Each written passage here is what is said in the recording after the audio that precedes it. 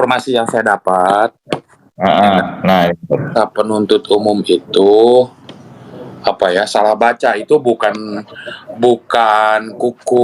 hasil kuku, tetapi berita acara tentang pengambilan kukunya Arigi. berarti salah dong pengertiannya dia. Salah.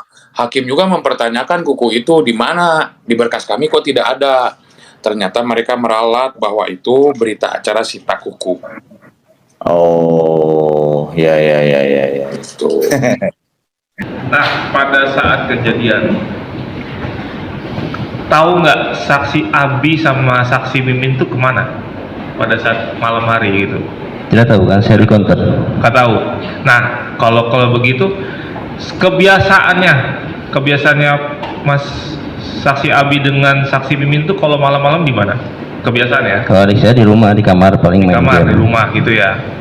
Berarti pas setiap hari pulang jam 3 terus? Jam 3. Mas ya? Enggak. Mas ya nih, tadi kan bilang jam 3. Jam 3 itu tidur. Jam 3 jam 3 tidur. Ya. Pulangnya jam? Saya nggak pulang. Kalau pulang tuh paling jam 9 malam pulang kerja. Saya malam. pulang dulu ke rumah. Nah, jam 10 berangkat lagi ke toko, gitu aja kebiasaan saya. Tuh. Nah, saksi, ada di sini alat bukti terkait dengan laboratoris kriminalistik terkait dengan di olah TKP ada kuku, yang dimana kuku tersebut adalah kuku saksi. Bagaimana tanggapan saksi? Sedangkan saksi bilang saya nggak ada di TKP, tapi alat bukti surat yang kami ada dalam berkas perkara itu menunjukkan kuku tersebut adalah 100% kuku saksi. Bagaimana? Saya menolak karena saya tidak berada di TKP. Berarti menolak dari alat bukti yang diajukan dalam pemeriksaan laboratoris kriminalistik ini berarti? Iya, ini saya. Uji lab ini loh, ini uji lab loh saksi. Iya, saya karena berada di counter. Ya, karena saksi disumpah, saya harap memberikan keterangan sebenar-benarnya apa yang saksi alami, saksi rasakan, apa yang saksi lihat sendiri. Berarti saksi tidak membenarkan terkait dengan alat bukti surat ini. Sementara cukup dulu majelis. Rakyatnya itu kuku yang ditemukan atau kuku dia yang dicek sama kriminalistik? Saya sering dicek kuku itu. Ini juga. Ini majelis. Sini ada juga kuku yang ditemukan majelis. Ada ditemukan. Ada ditemukan. Ada ditemukan Iya. di sana atau karena ada dua majelis, ada yang ditemukan dan ada yang dimintakan kukunya. Bisa halaman berapa? Kalau untuk yang ditemukan tadi nanti saya itu, tapi untuk yang dites dulu majelis itu di berita acara pemeriksaan laboratorium kriminalistik. Ada yang bisa ditunjukkan nggak yang ditemukan? Sebentar majelis. Terus sambil jalan ya? Ya sambil berjalan majelis nanti. Ya. Silakan. Ya, gimana hasil persidangan hari ini, Pak Roman? Alhamdulillah hari ini sudah ada saksi fakta juga ada hari ini, dengan itu mempertegas bahwa memang anjing bagian Banos itu yang dibawa kinan dari Polda Jabar itu hanya menyerang ke dalam saja, kita sampaikan tadi oleh ahlinya. Kedua, kemudian ada Inafis Polda Subang, ada Inafis dari Polda Jawa Barat, dan dua-duanya menjelaskan kondisi TKP. Memang ternyata memang TKP itu sudah rusak karena Inafis Polda Subang menyarankan tidak boleh status quo, tetapi karena 19 ada yang masuk, gitu kan, ada yang masuk ke dalam TKP. Bahkan menurut Inafis Polda Jawa Barat, foto yang dibuat Inafis Polda Subang ketika dicek ke lokasi itu berbeda, sudah ada perubahan, bahkan ada pakaian laki-laki seperti panda yang hitam putih itu gila. Artinya besar kemungkinan tanggal 19 dan membersihkan bak itu sambil mengamankan TKP. Jadi betul sekali memang TKP itu rusak, dan salah satu yang merusaknya adalah ketika Danu dengan ban polisi datang ke TKP membersihkan kamar mandi.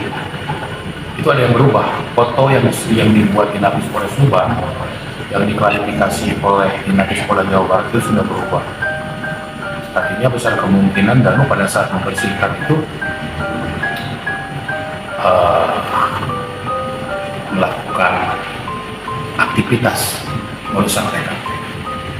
Kemudian kita klarifikasi juga tadi ada beberapa rokok yang memang ada EC, ada Scorpio, ada Apple, Diplomat, itu dalam berkas puslapor DNA-nya milik Danu. Satu milik Kosasi, 3 rokok itu milik Danu. Dan menurut keterangan puslapor tadi Inapis bahwa rokok itu masih baru.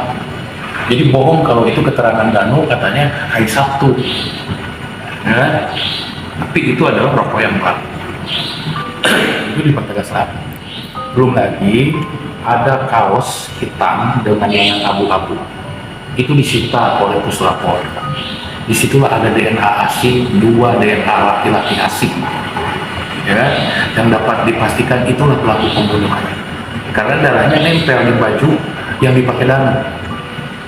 Ada kaos Danu, makanya nanti kita pertanyakan ketika puslapor diperiksa, kaos yang mana nih yang kaos warna hitam dan lengan abu itu yang terindikasi ada terprofiling, ada DNA, 2 DNA asing.